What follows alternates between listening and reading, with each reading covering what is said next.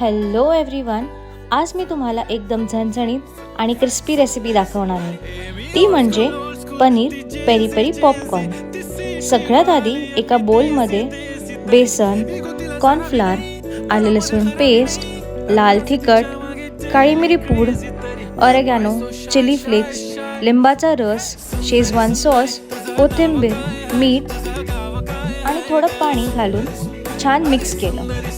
त्यात पनीरचे तुकडे घालून साधारणपणे अर्धा तास हे मिक्सचर मॅरिनेट करायला ठेवलं। आता हे तुकडे क्रश केलेल्या कॉर्नफ्लेक्समध्ये छान कोट करून घेतले। हे आपण डीप फ्राय सुद्धा करू शकतो, पण मी इथे आज एअर फ्राय करणार आहे। 180 डिग्रीवर साधारण 8 मिनिट एअर फ्राय करून घेतलं।